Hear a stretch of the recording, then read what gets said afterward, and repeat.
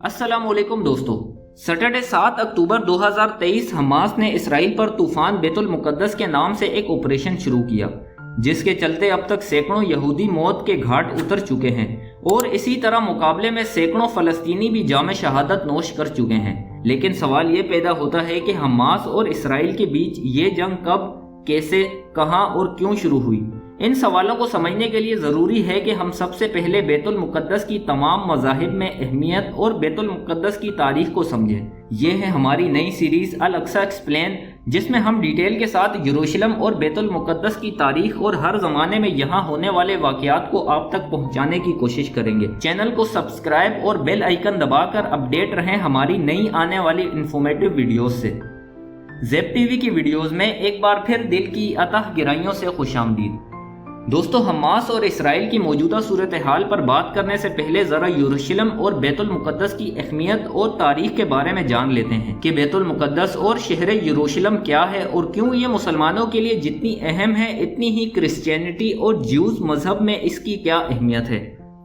दोस्तों, दुनिया में मौजूद सबसे कदीम और इज़्ज़त और तकरीम जिन शहरों को हासिल है, इन्हीं में से एक शहर यरूशलेम या बैतुल मुकद्दस भी है, जो मुसलमानों, ईसाइयों और यहूदियों के लिए यकसा बाइस इज़्ज़त और एहतराम है। यरूशलेम के मायने हैं खुदाई हुकूमत। इसका एक और नाम अल कुद्स भी है। यहाँ हज़रत दाऊद अलैहिस्सलाम का मज़ार, तख्ते दाऊद और हज़रत ईसा अलैहिस्सलाम की तबलीगी काविशों के निशानात मिलते हैं। इनके अलावा दीगर अंबिया किराम और मुसल्लिहीन की यादगारें भी मौजूद हैं, जिन्होंने बनी नूह इंसान को भलाई और नेकी के रास्ते दिखाए। यूँ तो यरूशलेम सर्द पहाड़ों के दरमियान वाक़ है और इसको बैतुल मुकद्दस, सुनहरी शहर और अमन का शहर भी कहा जाता है, लेकिन ये अपने नाम के बरक्स तारीखी लिहाज से बमुश्किल कुछ अरसा ही अमन व सुकून देख पाया है। इंसान की खून रेज तारीख अपने आप को मजहबी रूप में हर दौर और हर सदी में बार बार दोहराती रही है। इस सरजमीन पर इतनी लड़ाइयाँ लड़ी गई कि इंसान के लिए इन लड़ाइयों को गिन पाना नामुमकिन है, और यहाँ मरने वालों और ज़ख्मी होने वालों की गिनती इंसानी जहन को न सिर्फ थका दे बल्कि इसे जहनी मरीज बनाने के लिए भी काफ़ी है। बैतुल मुकद्दस की तारीख इतनी ही कदीम है जिस कदर इंसान और इसकी तारीख। ये मुकद्दस शहर ना जाने कितनी बार उजड़ कर इसी तबानी के साथ दोबारा आबाद हुआ है, और हर बार हमलावरों ने इस मुकद्दस शहर को तबाह बर्बाद किया, और कितनी ही बार आबादकारों ने इसी जोशो जज्बे के साथ इसे आबाद किया। यहूदी इस शहर को खुदाई मस्कन कहते हैं और इनके अकीदे के मुताबिक ये शहर ता क़यामत कायम रहेगा। इसी तरह इस शहर में इस्लामी और मसीही तारीख के आसार बकसरत पाए जाते हैं। बल्कि बैतुल मुकद्दस को तो इस्लाम में किबला अव्वल की हैसियत हासिल है कि आप सल्लल्लाहु अलैहि वसल्लम और सहाबाए किराम ने 16 या 17 माह तक इसी की तरफ रुख करके नमाज अदा करते रहे थे। कहा जाता है कि इस शहर को सबसे पहले हज़रत दाऊद अलैहिस्सलाम ने फतेह करके इसे अपना दारुल सल्तनत बनाया था, और इनके बाद इनके बेटे हज़रत सुलेमान अलैहिस्सलाम ने यहाँ कई माबद और ख़ासकर बैतुल मुकद्दस तामीर किया था। इसके बाद रफ्ता रफ्ता ये शहर मजहबी और रूहानी मरकज़ की हैसियत इख्तियार करता गया। हज़रत सुलेमान अलैहिस्सलाम के बाद अहले बाबुल यहाँ काबिज़ हुए, फिर यहूदियों ने और इनके बाद रूमियों ने इस शहर पर कब्जा किया। सन 123 ईस्वी में रोमियों ने इस शहर का इक़्तिदार हासिल किया और सरजमीन फ़लस्तीन पर यहूदियों के दाखिले पर सख्त पाबंदी लगा दी गई।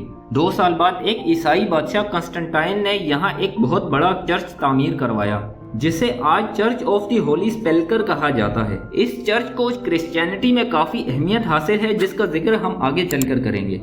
इसके बाद सन 637 ईस्वी में हज़रत उमर की क़यादत में अरब के मुसलमानों ने रोमियों को इबरतनाक शिकस्त देकर यरूशलेम को फतेह किया, और इसके बाद यह शहर तकरीबन 150 साल तक अमन व सुकून का गहवारा बना रहा। फिर सलीबी जंगों का सिलसिला शुरू हुआ और ईसाइयों ने इन जंगों में फतेह के बाद अरब मुसलमानों को इस मुकद्दस शहर से बेदखल कर दिया और दोबारा अपनी हुकूमत कायम कर ली।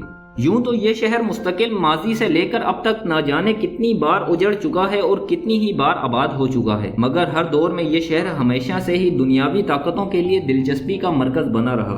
दोस्तों, अब अगर बात की जाए इसके महले वकूँ की, तो ये शहर दुनिया की तारीख में अपने जाए वकूँ के लिहाज से बहुत अजीबो गरीब और ढलवान पहाड़ी पर वाक़े एक जजीरे की तरह सा है। यह शहर साउथ और ईस्ट को छोड़कर नॉर्थ और वेस्ट की साइड पहाड़ियों में घिरा हुआ है, जिसे एक वादी 2 हिस्सों में तकसीम करती है। जहां शहर आबाद है वहां 2 पहाड़ियां हैं। पहली माउंट ऑफ द मोरिया और दूसरी माउंट ऑफ द ओलिव्स है, जिनकी तीनों मज़ाहिब में काफ़ी इम्पोर्टेंस है। माउंट ऑफ दी ओलिव्स या जैतून पहाड़ जो कि मेडिटेरेनियन सी यानी बहरे रूम की सतह से 2600 फीट ऊंचाई पर वाक़ है। दोस्तों, जबल जैतून को तीनों मज़ाहिब में काफ़ी अहमियत हासिल है। इस्लाम के अकॉर्डिंग बहुत से उलमा का कहना है कि कुरान मजीद की सूरह 3 की पहली आयत यानी वत्तीनी वज़्ज़ैतून में अल्लाह पाक ने इसी पहाड़ी का जिक्र किया है और मुसलमानों का किबला अव्वल यानी बैतुल मुक़द्दस इसी पहाड़ी के वस्त में वाक़ है, जबकि यहूदी मज़हब के नज़दीक इनका सबसे मुक़द्दस कब्रिस्तान इसी पहाड़ी पर वाक़ है। इस कब्रिस्तान की यहूदियों में वही हैसियत है जो मुसलमानों के नज़दीक जन्नतुल बकी की है। यहूदियों का मानना है कि जब इनका मसीहा यानी दज्जाल आएगा तो यहाँ दफन तमाम मुर्दे दोबारा जिंदा होकर इसके लश्कर में शामिल हो जाएंगे। यही वजह है कि आज के ज़माने में यहाँ एक कब्र की कीमत $1,00,000 से ज़्यादा है।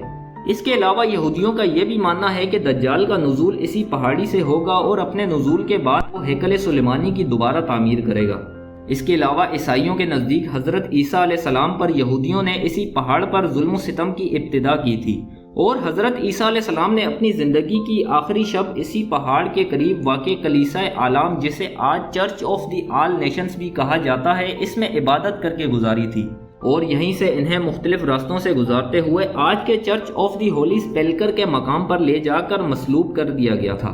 दोस्तों, ये वही चर्च है जिसे रोमन किंग दी कंस्टेंटाइन ने सन 326 ईस्वी में हज़रत ईसा अलैहिस्सलाम की याद में तामीर करवाया था। आज भी मसीही हज़रत ईसा अलैहिस्सलाम की निस्बत से जबल जैतून पर पैदल चढ़ते हैं और उनकी याद में इसी रास्ते पर चलते चलते कनीसतुल कायमा पहुँचते हैं। इनके लिए ये पुरआशोब मकाम है जहाँ सैयदना ईसा अलैहिस्सलाम को कई तकलीफ़ों से गुजारा गया और इनकी वालदा बीबी मरियम ने ये अज़ियतनाक लम्हात अपनी आंखों से देखे थे। मसीही अकीदे के मुताबिक हज़रत ईसा अलैहिस्सलाम का दोबारा नुज़ूल जबल जैतून पर ही होगा जहाँ से वो यरूशलेम की तरफ जाएंगे, जबकि मुसलमानों के अकीदे के मुताबिक हज़रत ईसा अलैहिस्सलाम का नुज़ूल दमिश्क में होगा। दोस्तों, इन सब के अलावा भी सरज़मीन फ़लस्तीन और ख़ासकर शहर यरूशलेम इंतहाई कदीम होने की वजह से अपने अंदर बेतहाशा मजहबी अहमियत समेटे हुए है और यही वजह है कि हर मजहब इसे अपने कंट्रोल में करने का ख्वाहिशमंद दिखाई देता है।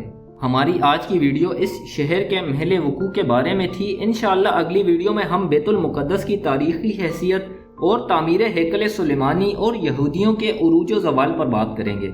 हमारे चैनल को सब्सक्राइब ज़रूर कर लें ताकि आइंदा आने वाली वीडियोस का नोटिफिकेशन आपको मिलता रहे।